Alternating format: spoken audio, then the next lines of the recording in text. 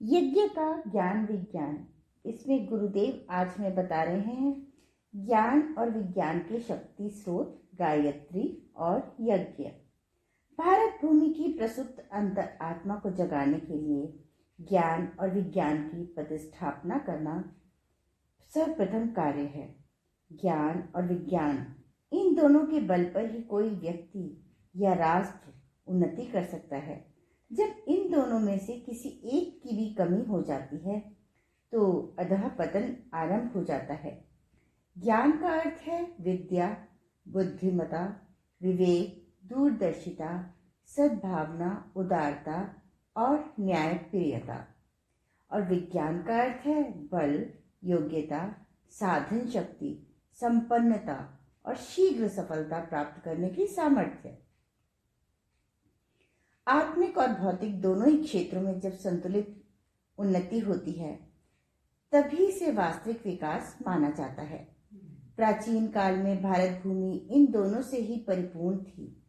साधारण जनता से लेकर राज परिवारों तथा ऋषि आश्रमों में ज्ञान और विज्ञान की समुचित प्रतिष्ठा थी। दिव्य शस्त्र शास्त्रों, दिव्य वाहनों और दिव्य सामर्थ्यों के आश्चर्यजनक वर्णन प्राचीन इतिहास पुराणों से भरे पड़े हैं।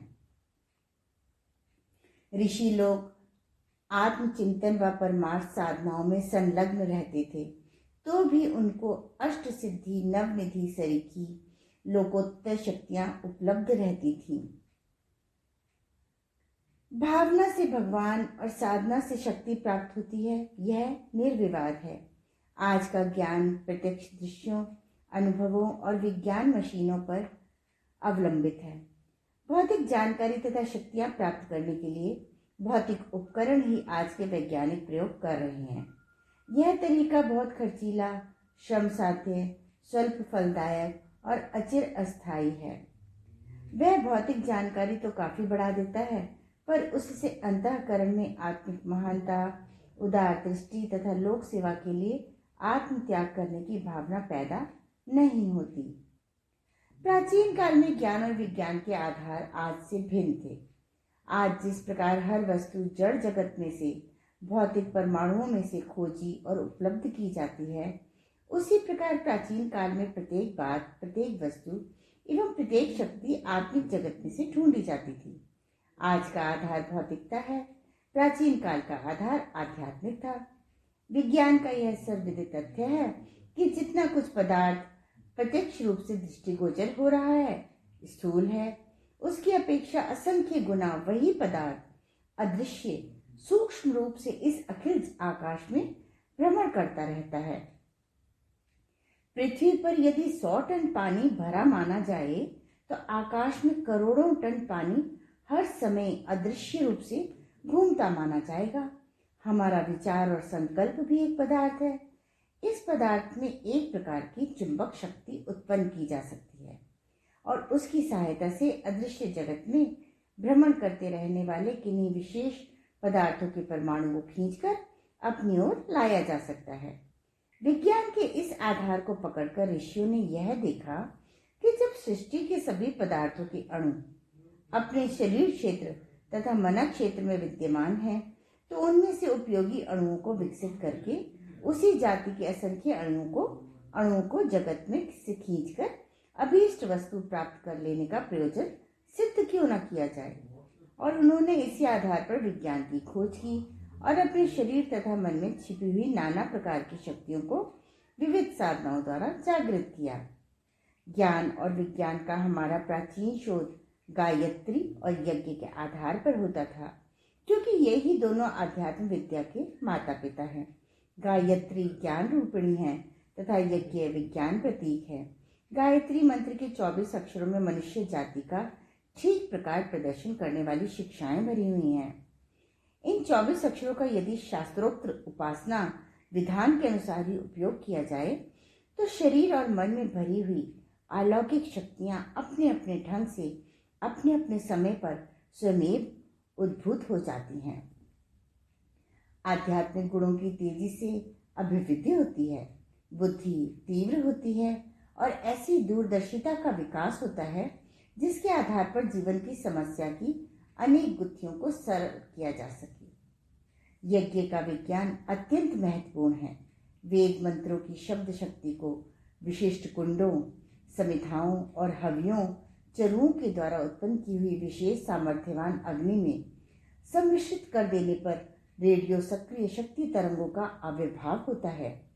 ये शक्ति तरंगे राडार यंत्र की तरह संसार के किसी भी भाग में भेजी जा सकती हैं, किसी व्यक्ति विशेष के शरीर में भरी जा सकती हैं, प्रकृति के गुह्य गह्वर में किसी विशेष प्रयोजन के लिए प्रविष्ट कराई जा सकती हैं।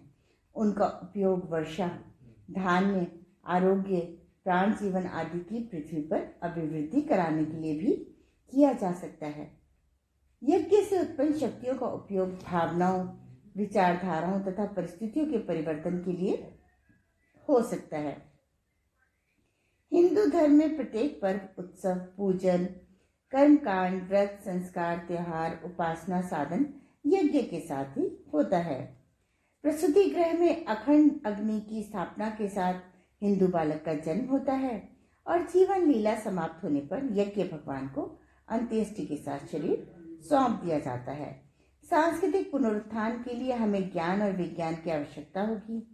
इसके बिना वह महान कार्य संपन्न न हो सकेगा। भारतीय संस्कृति का बीज मंत्र गायत्री है। उसी की शिक्षा और शक्तियों के आधार पर हमारा सारा ढांचा खड़ा हुआ है। अग्नि के समान तेजस्वी रहना, यही तो हिंदू जीवन का आदर्श है। भौतिक माता पिता हमें शरीर, संपत्ति, शिक्षा, सुविधा, आश्रय, सहयोग, स्नेह आदि बहुत कुछ देते हैं। गायत्री माता और यज्ञ पिता की यदि हम प्रतिष्ठा और उपासना करें तो इनके द्वारा हम और भी उत्तम और महत्वपूर्ण वस्तुएं प्राप्त कर सकते हैं। यज्ञ भारतीय संस्कृति का पिता है। यज्ञ भारत की एक मान्य और प्राचीनतम वैदिक उपासना है। गायत्री सद्बुद्धि की देवी और यज्ञ सत्कर्मों का पिता है। सद्भावनाओं एवं सत् प्रवृत्तियों के अभिवर्धन के लिए गायत्री माता और यज्ञ पिता का युग्म हर दृष्टि से सफल एवं समर्थ सिद्ध हो जाता है। गायत्री यज्ञों की विधि व्यवस्था बहुत ही सरल, लोकप्रिय और आकर्षक भी है। जगत के दुर्बुद्धिग्रस्त जनमानस का संशोधन करने के लिए सद्बुद्धि की देवी गायत्री के महामंत्र की शक्ति एवं सामर्थ्य अद्भुत भी है और अद्वितीय भी। अपने सभी कर्मकांडों, धर्मानुष्ठानों, संस्कारों और पर्वों में यज्ञ आयोजन मुख्य होते हैं। उनका विधि विधान जान लेने एवं उनका उद्देश्य प्रयोजन समझ लेने से उन सभी धर्म आयोजनों की अधिकांश आवश्यकता पूरी हो जाती है। लोक मंगल के लिए, जन जागरण के लिए, वातावरण के परिशोधन के लिए स्वतंत्र रूप से भी यज्ञ आयोजन संपन्न किए जाते हैं। संस्कारों और पर्व आयोजनों में भी उसी की प्रधानता है। प्रत्येक भारतीय धर्मानुयायी को यज्ञ प्रक्रिया से परिचित होना ही चाहिए। आज के स्वाध्याय का क्रम यहीं समाप्त होता है। अगले क्रम में गुरुदेव हमें बताएंगे यज्ञ की अनिर्वचनीय महत्ता। धन्यवाद।